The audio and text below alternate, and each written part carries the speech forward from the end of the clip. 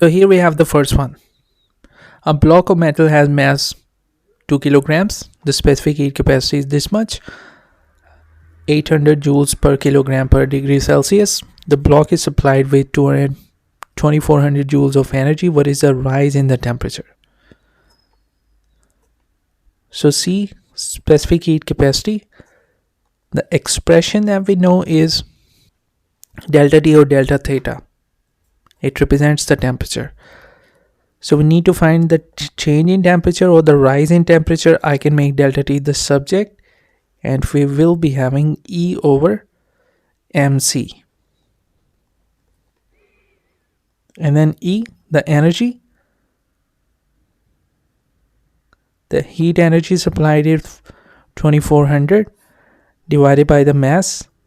The mass is 2 kilograms times the specific heat capacity is 800. Let's take a look at the next one. What is the definition of the heat capacity?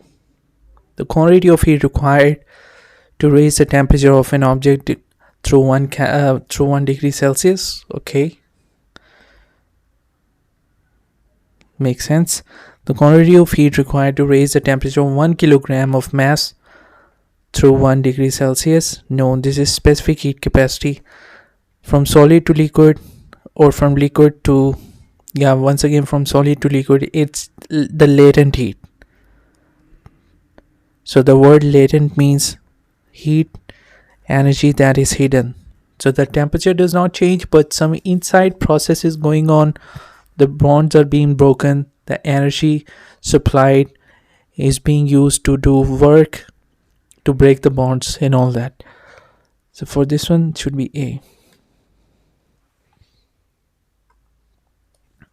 In the experiment to find the specific heat capacity of the metal, it is found that 5200 joules is needed to raise the temperature. Okay, so C equals to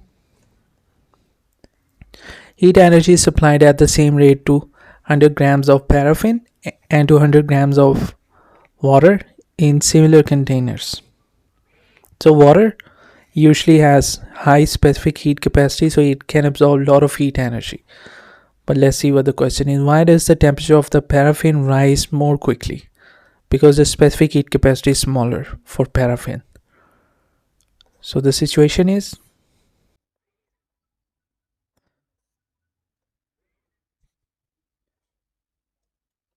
you have water that is being compared with paraffin. So water here and paraffin. And it says that the temperature of paraffin rises more quickly.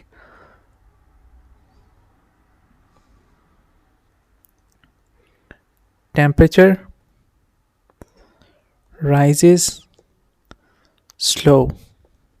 This one, temperature rises quick. If that happens, means the specific heat capacity for which the temperature changes slow, whether it is rises or drops, specific heat capacity is greater. And for something which temperature changes very quickly, specific heat capacity is smaller.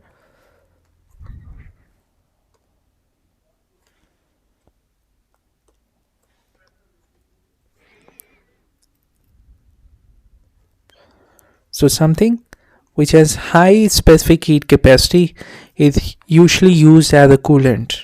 For example, in the automobiles, we use the water, so it can absorb a lot of heat energy, but still the temperature of the water would not change that much.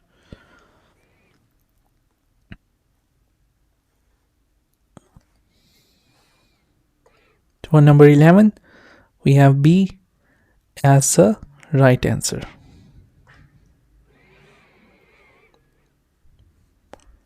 Okay, then we have the next one. Mass of the copper is given. Okay, in this case, we are provided with heat 40 seconds by the heater that produces 100 joules per second. So per second means 100 joules per second. What do we mean? This is basically the power. We need to find the energy. Energy equals to power Joules per second is also known as watts. You would know that joules per second is also known as watts. Or you can solve this by ratio method, that energy equals to power into time. Power is 100. This is not joules, 100 joules. No, it is 100 joules per second. So this is technically watts. Times 40, which is 4000 joules. Or it is also the ratio method. I mean, for 1 second, you're getting 100 joules. For 2 seconds, 2 times 100. 3 seconds, 3 times 100. How many for 40 seconds? 40 times 100. Now you need to find the rise in temperature.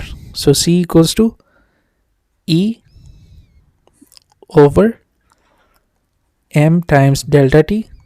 So delta T equals to energy, which is 4000 divided by